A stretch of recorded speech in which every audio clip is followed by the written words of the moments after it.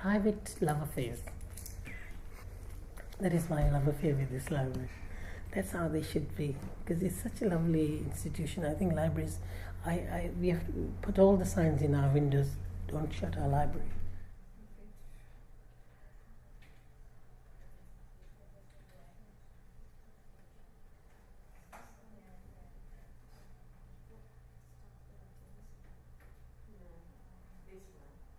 I live just down the road, and I've been living in the area for the best part of 30 years.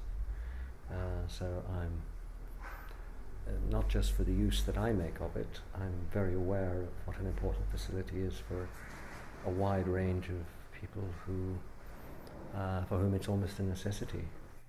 But there's also very strong affection for the library because of its historical connections. I mean, I don't know, but I don't believe there's another library in the country that's been opened by Mark Twain. You know, it's to be treasured and to be proud of, not something to be discarded. I'm actually very angry at the attitude of the local council with regards to this.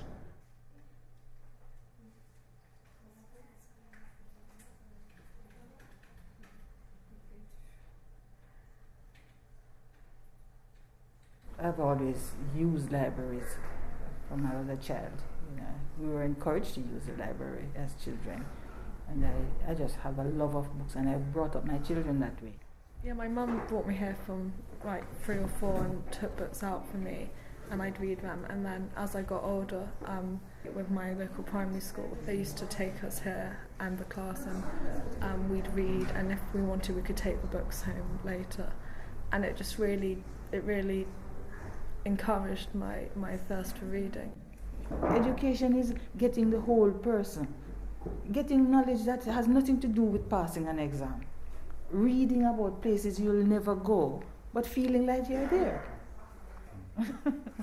This library has done a lot of education things. People do come in, they have knitting classes, they have crochet classes, they've got things like that. And we had salsa class. I came here to dance because I like all that jazz.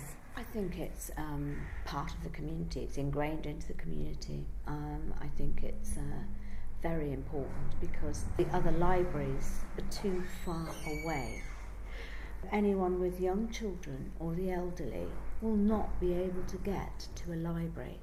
If you haven't got wheels, you won't be bothering. I think public libraries are very likely to die out, possibly, or be a much smaller service than they are now. If you reduce the number of buildings that you've got to look after, you've got more money to spend on other elements of the service. Sometimes the kids come here if I can't get back from work, and I meet them here. So I come, at moments when I'm not working and can't afford to go and buy books, I come and get my books in here. I do like owning my own books, but it's more about an extra space for the kids to come to because we've only got a flat.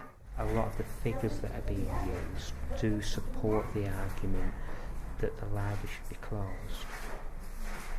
But I think it's a self-fulfilling prophecy because the truth is they've been running the service down here. So you start off by saying it's better to have bigger, centralised, fewer buildings. If what you then do is concentrate your resources on that, and you run down the smaller libraries, then lo and behold what happens, you prove to be right. It's so beneficial for my parents, especially my dad who's just retired, and English isn't his first language, and there's no community in this country, I'm sorry, especially not in London. And this is the only place where there is some sense of community where people can come and read their newspapers, and just meeting people gives them a sense of life. We've become very obsessed with what's measurable, and it's easily measurable how many books you issue. It's easily measurable how many people walk through the door. It's much less easy to measure the value of information that you give to people. It's almost sacred. It's almost like a church, but a different time. You don't close down churches, and you don't close down libraries. They're two public spaces that I think should be untouchable.